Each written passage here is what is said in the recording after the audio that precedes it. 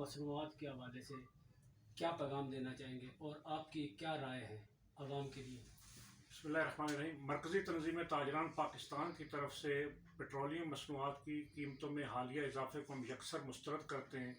हम ये समझते हैं कि यह रातों रात आवाम के ऊपर एक शब खून मारा गया है कि 35 रुपये लीटर पेट्रोल और 35 रुपये डीज़ल को महंगा कर दिया गया है।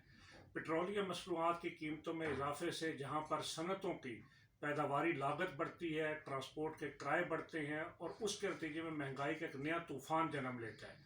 इस वक्त वैसे ही पाकिस्तान की जो सूरत हाल है उसके अंदर एक आम आदमी के लिए 2 वक्त की रोटी खाना मुश्किल हो चुका है। एक आम आदमी महंगाई के बोझ तले इस बुरे तरीके से पिस चुका है कि वो अपने रोज़मर्रा अखराजात चलाने से कासर है।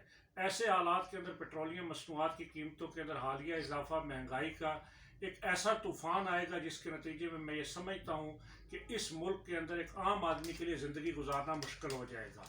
और इस वक्त जो सूरत हाल चल रही है उसके अंदर महसूस ये होता है कि पेट्रोलियम मसनूआत की कीमतें मज़ीद बढ़ने की तरफ जाएंगी, इसलिए कि आलमी मालियाती इदारों से कर्ज़ लेने के लिए हुकूमत IMF के और दीगर आलमी मालियाती इदारों के तमाम तर शराइत मानती चली जा रही है। उसके नतीजे में बिजली की कीमतें, गैस की कीमतें, पेट्रोलियम मसनूआत की कीमतें भी बढ़ेंगी, मज़ीद टैक्सेस आएंगे, अशिया खुर्दोनोश की कीमतें बढ़ेंगी, उसके नतीजे में आटा, चीनी, चावल, दाल जो एक आम आदमी की ज़रूरत है उसकी कीमतें बढ़ेंगी। इसलिए हम ये समझते हैं कि हुकूमत को इस वक्त संजीदा रवैयों को इख्तियार करने की ज़रूरत है।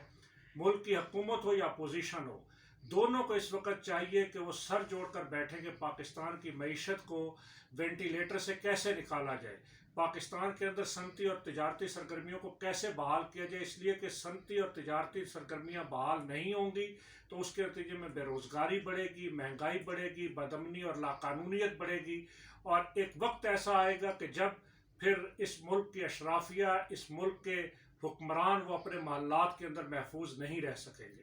काशिफ भाई, दूसरी बात ये भी कि जो भी नई हुकूमत आती है, नया हुक्मरान आता है, वो अपने ऊपर जिम्मेदारी लेता नहीं, कहता आई है by no responsibility, you are the responsibility.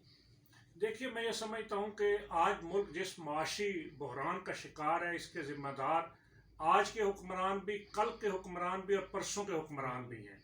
ये तसलसल है पिछले गुज़श्ता 76 सालों का कि इस मुल्क के अंदर जो हुक्मरान आए उन हुक्मरान के अपने बैंक बैलेंसेस के अंदर तो इजाफा हुआ, उन हुक्मरानों के अपने मालात के अंदर तो इजाफा हुआ, उनके बैरून मुल्क कारोबार तो सेट हुए, लेकिन इस मुल्क की आवाम गरीब होती चली गई। ये कर्ज़ों का जो तसलसल है ये आज से शुरू नहीं हुआ। गुज़श्ता इमरान खान के दौरे हुकूमत में तारीख साज कर्ज़े लिए गए, उससे कबल नवाज शरीफ साहब के दौरे हुकूमत में, पीपल्स पार्टी के दौरे हुकूमत में, हर दौरे हुकूमत के अंदर इस मुल्क की मईशत को कर्ज़ों पर चलाया गया।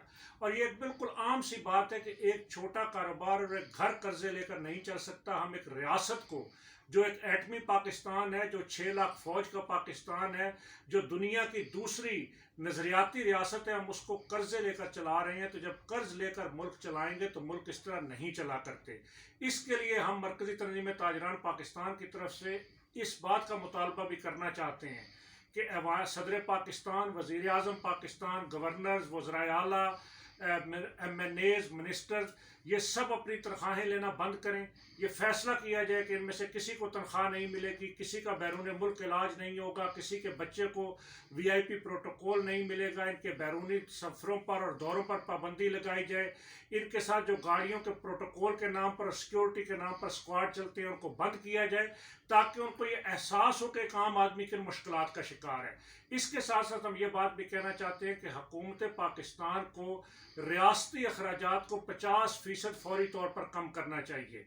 ये जितने अखराजात हैं जो अल्लों तल्लों और अयाशियों पर खर्च किए जाते हैं, इनका खात्मा किया जाए। इसी तरीके से जितने हमारे सरकारी बड़े ऑफिसर्स हैं उनकी जितनी भी मराहत हैं, चाहे उनके मुफ्त बिजली है, चाहे उनकी मुफ्त गैस है, चाहे उनको टेलीफोन की सहूलतें हैं, बैरून मुल्क इलाज की सहूलतें हैं, ये सारी बंद की जाए।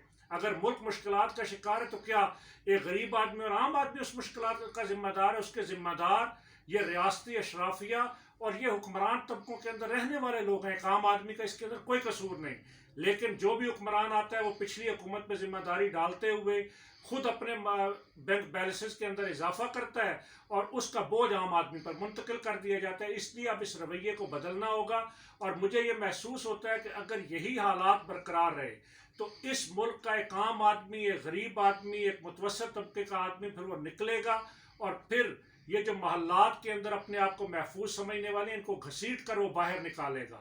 تو اس لیے ہمیں ملک کو ان حالات سے بچانا ہے اور اس کے لیے تمام سیاسی جماعتوں کو, مسلح افواج کو, عدلیہ کو, میڈیا کو, پاکستان کے صنعت کاروں اور تاجروں کو ایک ٹیبل پر بیٹھ کر ایک ایسے مساق معیشت کی طرف جانا چاہیے, ایک ایسی معیشت کی ریڈ لائنز کی طرف جانا چاہیے کہ جس کے نتیجے کے اندر پاکستان کی معیشت بہتر ہو سکے, روزگار کے مواقع بڑھ سکیں, مہنگائی کا خاتمہ ہو سکے اور یہ ملک پاکستان علامہ اقبال کے خوابوں اور قائد اعظم محمد علی جناح کی جدوجہد اور سوچ کا ایک فلاحی اور خوشحال پاکستان بن سکے. کاشف میرا بھائی, میرا لاسٹ کویشچن ہے, یہ غریب ہے, دیکھو آج دن آپ دیکھتے ہیں ایک والد نے اپنے 3 بچوں کو مار دیا مہنگائی کی وجہ سے. اس حوالے سے آپ کیا کہنا چاہیں گے اور حکومت کو کیا پیغام دینا چاہیں گے کہ حکومت غریبوں کے بارے میں کیا کرتی ہے؟ دیکھیے, جو ملک کے اس وقت حالات ہیں کہ مائیں اپنے بیٹیوں کو کی عزتیں بیچنے پر مجبور ہیں, والد اپنے بچوں کو یا ماں اپنے بچوں کو زہر دیتی ہے صرف اس لیے کہ وہ ان کو کھانا نہیں کھلا سکتے. ان حالات کی ذمہ داری میں سمجھتا ہوں کہ ریاست کے اوپر آتی ہے, اس لیے کہ پاکستان جب بنایا گیا تو پاکستان کا مقصد یہ تھا کہ ایک ایسی فلاحی ریاست جس کے اندر اس ملک کے ہر بچے کی تعلیم ریاست کے ذمے ہوگی, اس ملک کے ہر شہری کو صحت کی باعزت سہولت دینا ریاست کی ذمہ داری ہوگی, اس ملک کے اندر ہر شہری کو تحفظ دینا ریاست کی ذمہ داری ہوگی, اس ملک کے ہر خاندان کو چھت مہیا کرنا ریاست کی ذمہ داری ہوگی. یہ اسلام کے بیسک پرنسپلز ہیں. لیکن اس وقت بھی قیام پاکستان کے بعد قائد اعظم محمد علی جناح نے فرمایا کہ میری جیب میں چند کھوٹے سکے ہیں, اور وہ کھوٹے سکے چند 100 خاندان آج بھی اس ملک کے اندر حکمران ہیں.